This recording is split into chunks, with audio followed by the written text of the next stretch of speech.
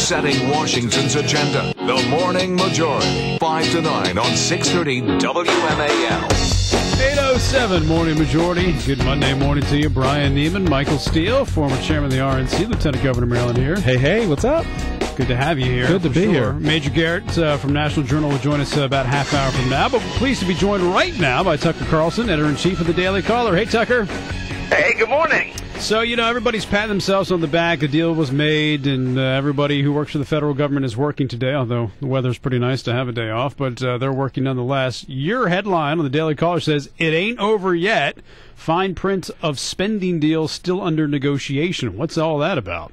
Well, we don't actually know what the final version of this will be. In fact, we don't really have a clear picture of it. We know what the numbers are, but we don't know what all the riders are. And in the riders are some of the more significant details. We know that Planned Parenthood will likely not be defunded. There'll be a vote on it, but the Republicans will lose. Mm-hmm. We know that the Corporation of Public Broadcasting, PBS, NPR, will continue to receive tens of millions, hundreds of millions of dollars. And that's about all we know. We know that Gitmo will remain, but there's a lot of stuff still up in the air, and neither side is tipping their hand as to what the final version will be. How do you think all of this plays out when the president introduces his plan Tuesday, Wednesday? Well, it's pretty bold of him. Oh, is the president now a deficit hawk? The same man who announced a budget just the other day that would double the deficit in the next 9 years is now telling us that he's deeply, deeply concerned about the costs of Medicare, Medicaid, and he's going to be on top of getting these entitlements under control. I mean, that's about the sharpest pivot I think I've ever seen in 20 years of watching politics. Kind of impressive. In the deal that was made over the weekend, let's just assume that it does go through and Boehner can count on his people to vote on this, and the same as for the Democrats.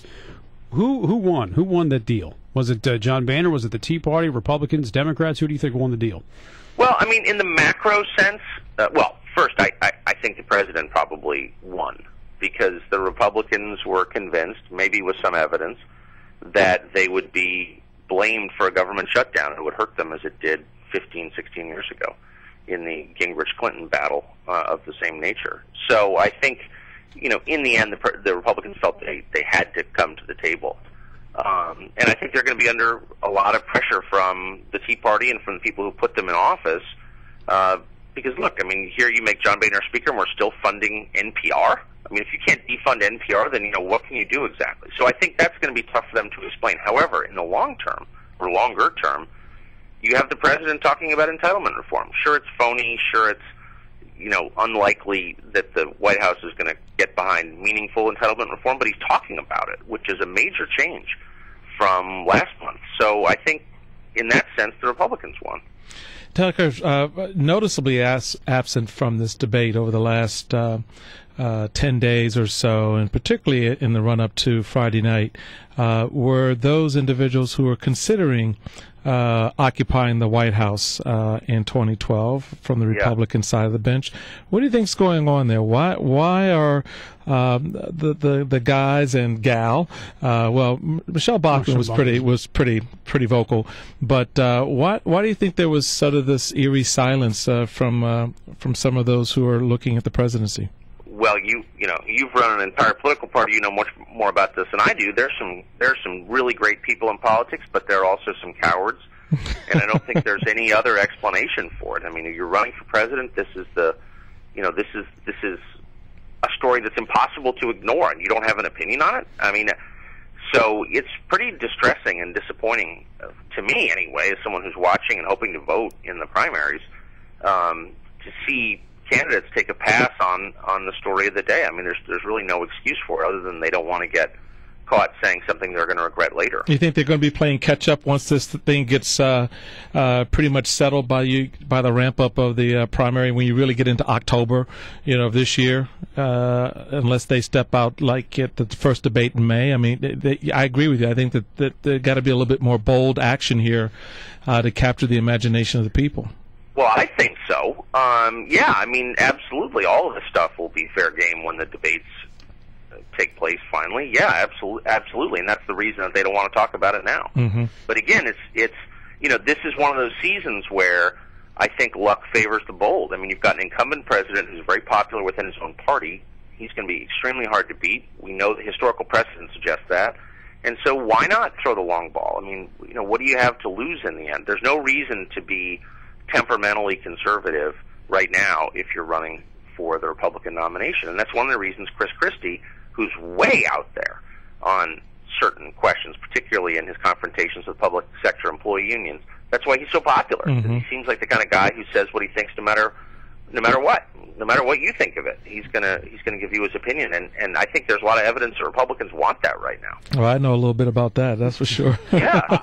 My tenure of the last 2 years. I'm surprised to hear you say, though, that you think the Democrats won this fight. I mean, because look at it from Boehner's point of view. They got $39 billion in cuts. The government did not get shut down. And they're moving forward with a 2012 budget where they can have even more fights, and maybe they have some momentum on their side.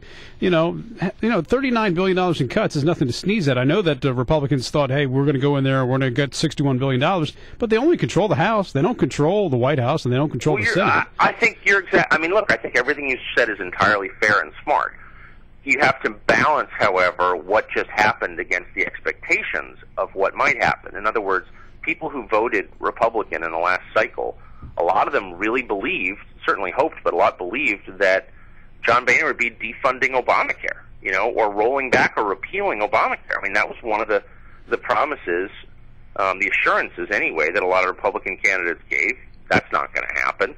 And again, constituencies have a way of locking in on these symbolic issues that you could argue they're not important, but they're important to a lot of voters. Yeah. I go back to NPR. It's like you're a Republican voter in Waco, Texas, and you're infuriated that your tax dollars are going to a left-wing news organization, and you look into Washington and you say, well, wait a second, why is that still happening? Didn't we just see a tape last month of these people attacking the Tea Party? Why are we giving them federal money? Why are you paying for Planned Parenthood, the largest abortion provider in the world? Like, what are you doing?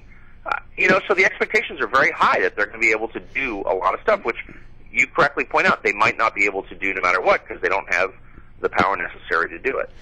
And we'll see what happens in the 2012 budget. Now, everybody in the Republican side at least seems to be in love with Paul Ryan's budget. But it's kind of fun. We had Scott Ridgel on. He's one of the new freshman Tea Party guys down in Virginia. And he's like, yeah, I love the Ryan proposal.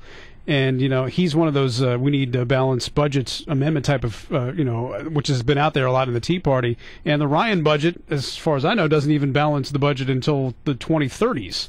So I wonder if there's going to be a rub in that once you start getting the fine details of the Paul Ryan budget, and does that go deep enough for the Tea Party portion of the Republican Party? Well, I guess I would argue, and it may not. I mean, I don't know. I think Chairman Steele is a lot more connected to that wing of the party than I am, and he would probably have a definitive answer. But I will say that the Ryan budget goes so much farther than anyone else's, I think, in reducing the deficit and ultimately the debt, that it's kind of hard to argue that it's not bold. I mean, it is pretty bold, at least by comparison. Where does the Republican Study Committee come into play here? You've got Jim Jordan from Ohio and his team saying, look, to Brian's point, I don't want to wait to 2030. I want this done by 2014, 2019. A much shorter time span. How do you think those guys are going to play into this whole mix over the next few weeks? They're powerful. And Jim Jordan, as you said, congressman from Ohio, conservative Republican, he was one of the few who came out of the record and said, look, we're not impressed by the final product here. I think that's almost exactly what he said. Mm-hmm. And I mean, he and others represent the pressure that Boehner faces from the right, from actual conservatives who aren't interested in deals but want to see the debt reduced. And I don't know, that's why he's got the toughest job in Washington by far right now. It's brutal. Because there are real splits in the Republican caucuses. Oh yeah. All right, Tucker, good to talk to you as always. We appreciate your time, and do it again.